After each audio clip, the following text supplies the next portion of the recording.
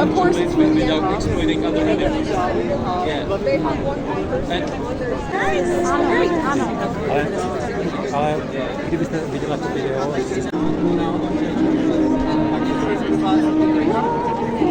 Herkese salamlar. Avropa şəhərlərində, yəni Praqada, Berlində diqqətimi cəlb edən bir də nə oldu?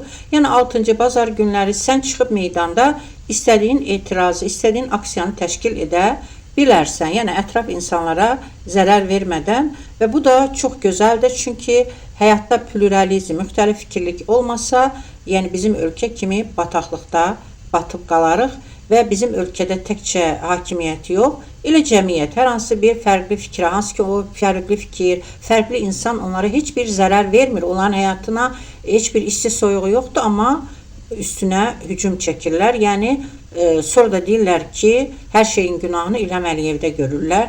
Və Çexiyada, Praqada belə bir aksiyada diqqətimi cəlb etdi. Bir qrup gənc əllərində ekran tutaraq, orada toyuqların çox qəddarlıqla kəsilməsini göstərirdilər və ət yeməməyə çağırırdılar.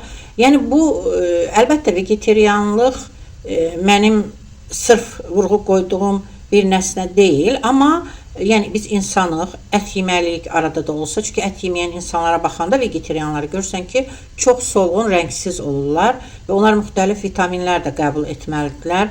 O, yəni ət yeməyəndə başqa şeylərdən istifadə eləməsi, onlar daha bahadır bizim əhali üçün. Amma beləsinə onların da nəyəsə vurğu qoyması, o ekranları da onları nümayiş etdirməsi, yəni çoxlu ət yeməməyə heç olmasa, nələrəsə diqqəti göstərməyə, o da əlbəttə ağıllı insanları, hansı ki onlar orada kimsə dayanıb baxanda onlara yaxınlaşıb, onları diskusiyaya, yəni söhbətə çəkməyə çalışırlar. Hətta bir gənc adam qızımla söhbət etdi, bir gənc qız da mənə yaxınlaşdı, mən deyim, çox yaxşı başa düşmürəm, qızım danışır, mən ondan soruşaram.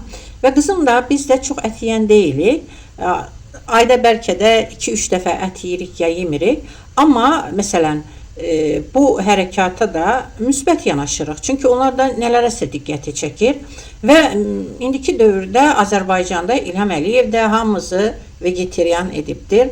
Artıq çoxunun ət almağa gücü belə çatmır. Hamılıqla bu hərəkata qoşula bilərik və İlham Əliyev sizi çox istəyir. Çox ət yeyən, çox yağlı yeyən xalqıq. Ona görə də həm az yeməklə, yəni Peyğəmbəriniz də deyir ki, elə yiyin ki, yeməyin dalınca gözünüz qalsın və həm də ki, vegetarian olmaqla sizdə bir katkıda bulunursunuz. Beləliklə, heç də sizin dediyiniz kimi prezident bu xalqa nifrət etmir. O, bu xalqı sevir.